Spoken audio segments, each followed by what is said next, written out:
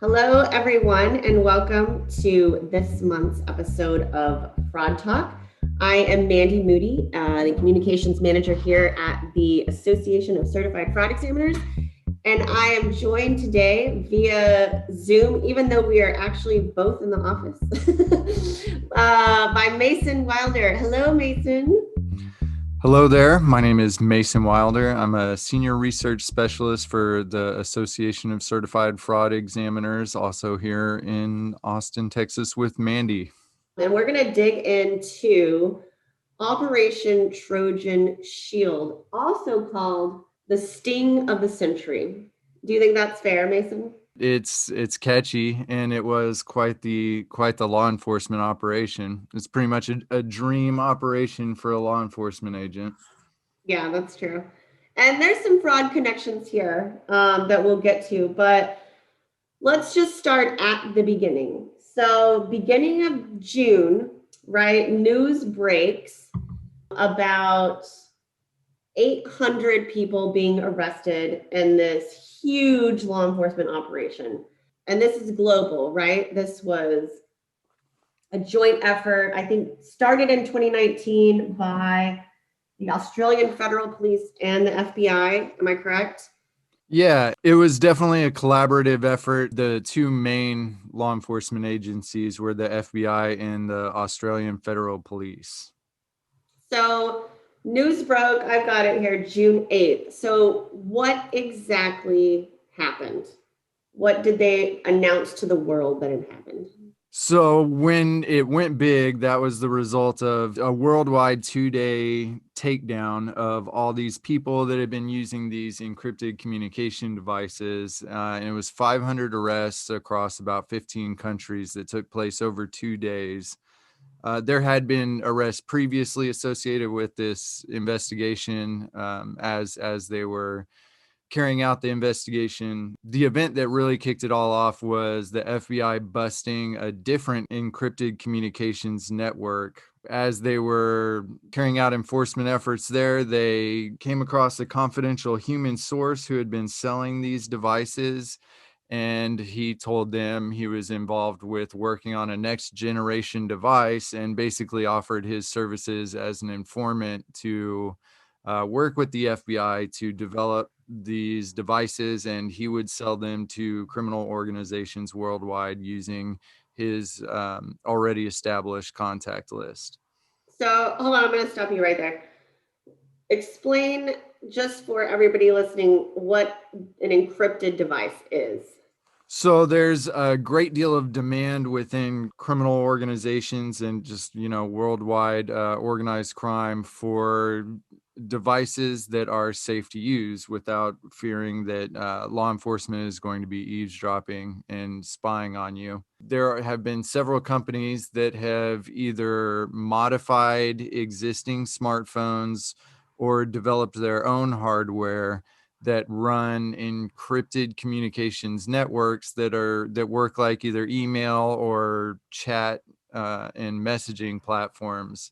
The device is encrypted, the traffic is encrypted. They're only sold on the kind of black market through word of mouth, and criminals get to, not use any kind of euphemisms and speak frankly about exactly what they're doing and how they're doing it and where they're doing it and when they're doing it, supposedly without fear of law enforcement spying on that. You can safely conduct criminal activity.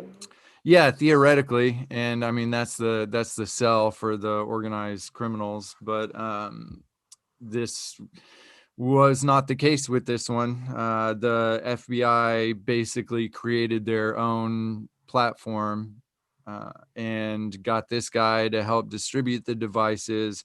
And then every single message or email that was sent, basically like you were going to BCC someone on an email, it created a copy of every single message and sent it to a server in a different country. And then the Australian Federal Police would go through all those messages, send the highlights to the FBI and other international law enforcement agencies a couple times a week. And, a couple years later, there's been 800 arrests They sold almost 12,000 of the devices to people linked to more than 300 organizations in more than 100 countries. And they've got, 27 million messages or so that they intercepted to analyze and learn more about the inner workings of all these criminal organizations. So I'll give a few stats here. Like you just said, more than 800 arrests and the seizure of over 8 tons of cocaine, 22 tons of cannabis, 2 tons of synthetic drugs, 6 tons of other synthetic drug precursors, 250 firearms, 55 luxury vehicles, and over 48 million in worldwide currencies and cryptocurrencies, 16 countries, and more than 700 house searches. So that was a lot. Yeah, and I mean, it's clear not only from the reporting, but actually the FBI revealing it as well. This was primarily targeting drug trafficking. It was an operation from the Organized Crime Drug Enforcement Task Force, and they were keying in on international drug distribution networks. As far as the encrypted communication that they did use and the data that they had, any insight into how they even went about combing through all that data? There's some software that you can use for like link analysis and stuff that has some artificial intelligence or machine learning capabilities. And so I'm sure there was some of that. And honestly, I bet there were a lot of Australian police officers just sitting around getting a big kick out of reading all these messages and hey, come check out what this guy said. And, it says a lot about countries working together and law enforcement agencies coming together. The one article that I was looking at, actually, it was Europol's announcement. I mean, it had obviously the US FBI, the Swedish police, the Netherlands, Australia, Europol, something that we hear a lot from, fraud investigators is getting that cooperation across the border. And I imagine if they would have done this on their own, it would have only impacted one or a couple of countries, but working together, they were able to bring down a much larger pool. I imagine it's pretty easy to get the cooperation of other countries' law enforcement when you hand them a warrant on a silver platter, like, hey, I've got these messages specifying exactly what this guy purchased from another one for how much money on what date, and here you go. What do you think, fraud examiners can learn from an operation like this as far as, a true undercover making the technology that you'll bring somebody down with?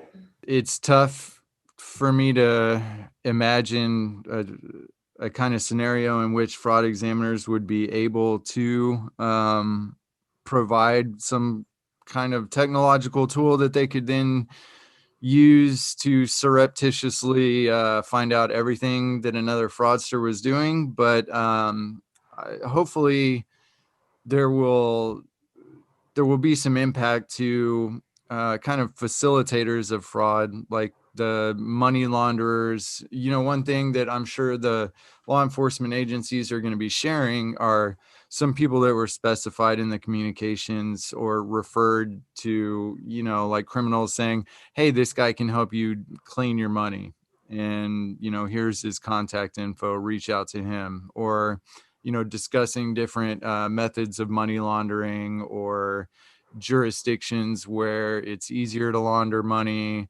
All that kind of information that they've gotten will be tremendously useful to them, I think, in going forward in identifying money launderers and having more tactics and techniques in their kind of book that they can reference whenever they see similarities in their investigations going forward. One of the recent arrests that just came out of it was someone in New Zealand charged with conspiracy to launder money because of what came out of this, which I imagine money laundering goes hand in hand with, a lot of the money people were making.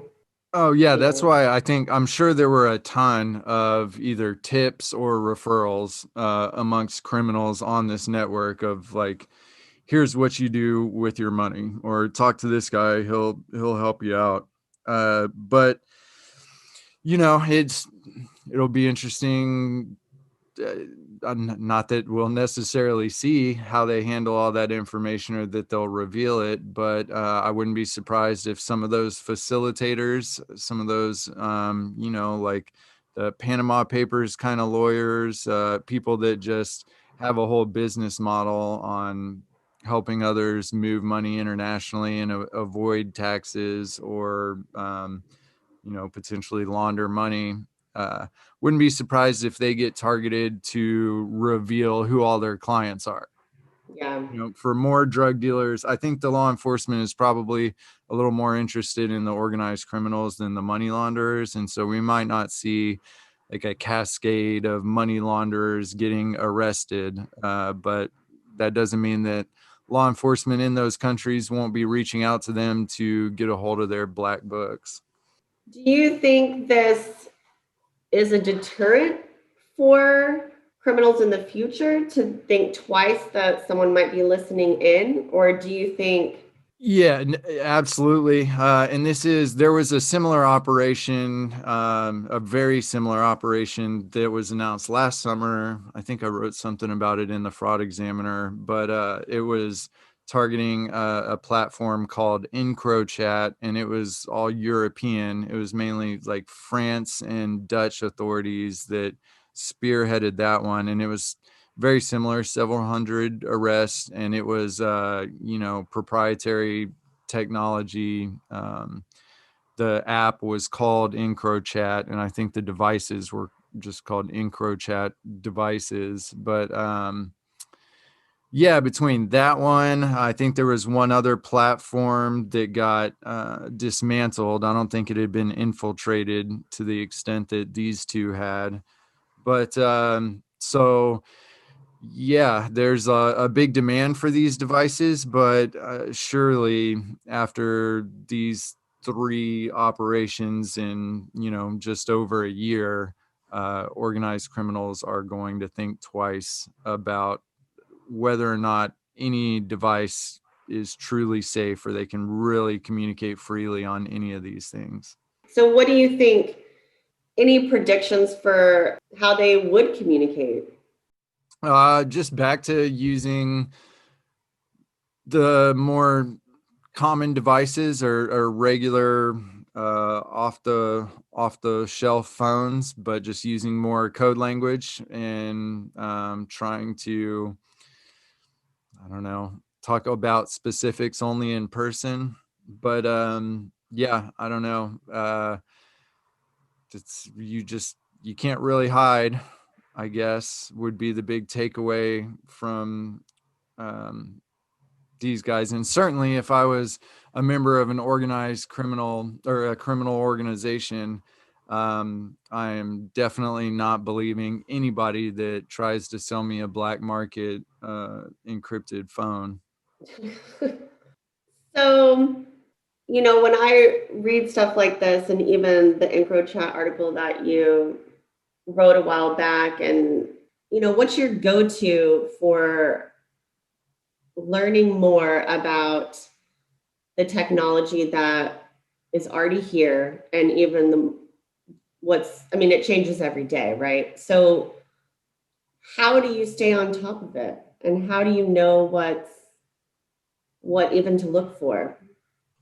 That's a good question. I don't think there's a super straightforward, perfect answer. I mean, not really to like toot our own horns here, pat ourselves on the back, but just the other week when we had our conference going on, I remember looking at all the different sessions to figure out what to go back and watch after or listen to after the conference was over. And we had a lot of really good speakers talking about different things from artificial intelligence to cryptocurrency tracing and different cutting edge prevention stuff. And so, you find somebody that knows what they're talking about at an event like that, a conference, and maybe go see if they have a Twitter feed and follow that.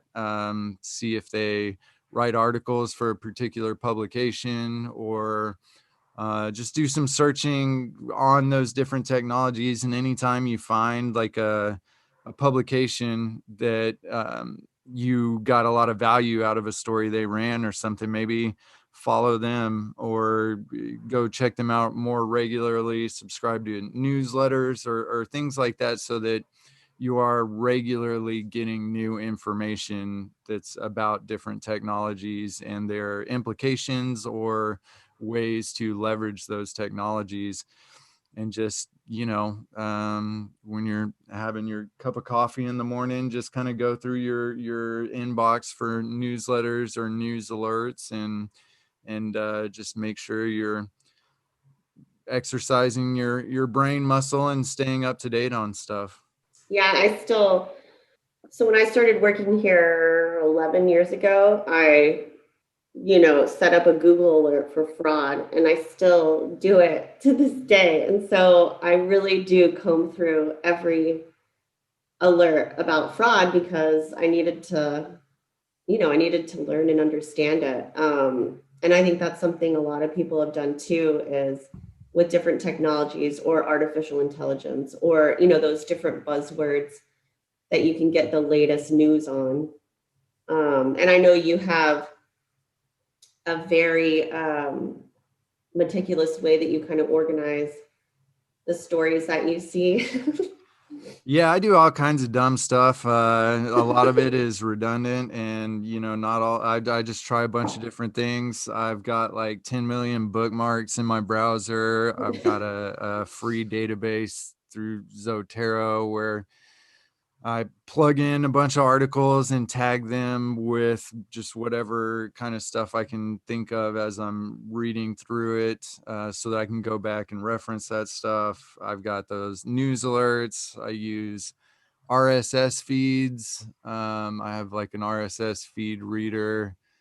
So all of that stuff. And there's probably other things I could be doing as well, but that gives me more stuff than I have time to read, really. And Yeah.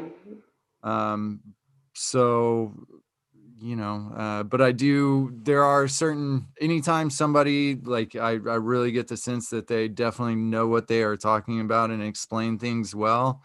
I certainly make a point to follow them on whatever, mostly Twitter, or if they have their own kind of newsletter, things like that. I look for experts that really do a good job of explaining things. Yeah, she was one of our keynotes, a couple weeks ago, but Amber Mack has a weekly newsletter that kind of breaks it down about latest technology and what's going on. And it's super easy to read, and I can just read the headlines, but a lot of it is about AI, about data, but in a way that is actually fun to read, and kind of gives the latest and greatest for that week. And to put this into kind of like more of an investigative context, or an actual, practical context, if you're working on some kind of a case that involves some kind of technology that you're not super familiar with, it really helps if you have someone that you trust that you can reach out to and just tell them, like, you don't have to tell them about the details of the case, so you can preserve confidentiality or other legal privileges, but just ask them for a recommendation or a referral for an expert in that field. So if you've got somebody that knows tech and has a good Rolodex, it's always good to have their number handy so that you can call them and get a recommendation, because there are so many technical tools available. And at this point, even the new ones, there's a lot of people out there working on solutions for better analysis or tracing of involving all these different technologies. And you don't want to miss out on doing or on leveraging those kind of opportunities just because you don't have time to fully understand that technology.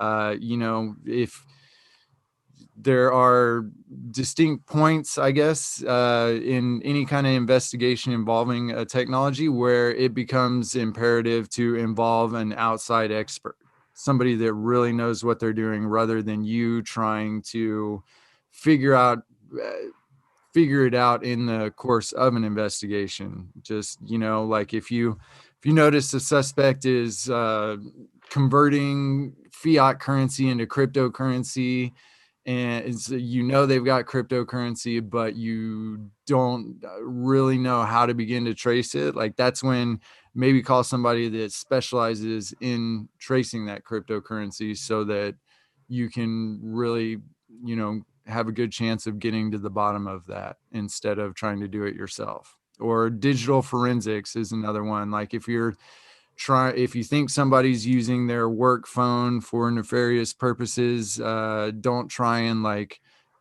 get all the data off of that phone yourself. Just find somebody that really knows what they're doing, and pay them the money to get their expertise involved. Yeah.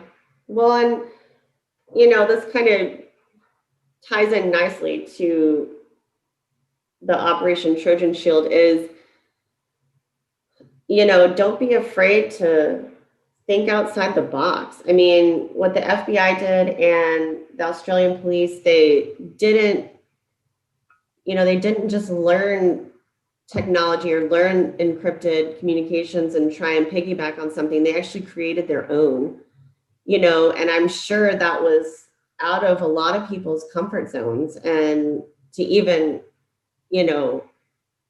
begin that conversation of let's just make our own. And I'm sure, the infiltrate helped, as more people are doing it, we can just create our own instead of trying to go and figure out a different technology. But really, not being afraid to innovate and, and go at it a different way. And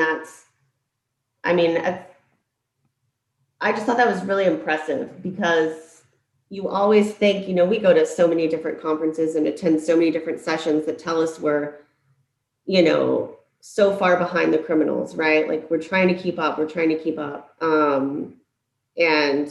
we got to keep up with the fraudsters. But, what they did was completely, they didn't just keep up. They kind of did their own innovation and went around. And then, at the end of the day, they outsmarted the people who we always think are outsmarting, the victims and us.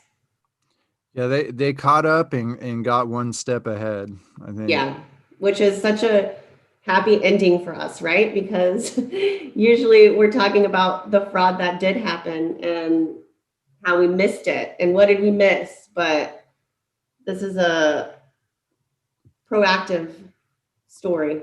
Yeah, this was a big win, and will continue to produce victories going forward, I think, for the law enforcement agencies involved, because they've got this treasure trove of data and information about methods, individuals, and they're going to be able to apply. Yeah, I mean, they're probably going to end up arresting a lot more people that they just haven't gotten to yet, but there also will be, frameworks that they can apply to future cases. It's like I said at the very beginning, it's like the dream law enforcement operation, because they got a bunch of just unfiltered content from criminals all around the world. And they know everything that they were saying to each other, and so there will be just a ton of value for them to reap the rewards of for a while, I would assume. Yeah.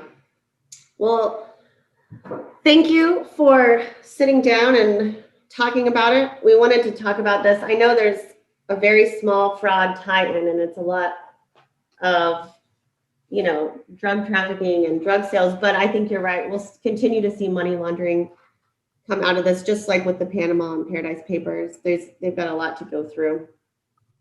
Yeah, I think it's gonna be really valuable, and they just recently made the big takedown and announcement. I'm sure that there's lots more to come in terms of information sharing amongst agencies, and the money laundering thing will be the big link to fraud, and I'm sure that FinCEN and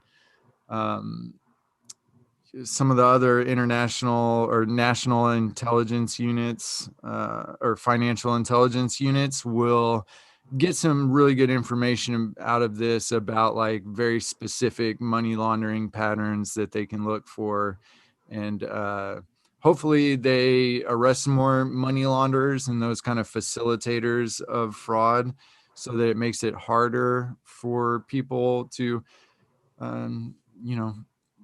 do the large scale tax evasion and money laundering and just those kind of moving finances around illicitly all over the world. Hopefully things get harder for them, just like it is now going to be a lot harder for international crime organizations to talk to each other securely. Well, awesome. Thank you, Mason. Yep. Anytime. And thank you all for listening today. You can find all of our episodes wherever you listen to your podcasts. You can search for Fraud Talk and hit subscribe. You can also find our collection at acfe.com/podcast. And that wraps up this month, and we will talk to you again next month.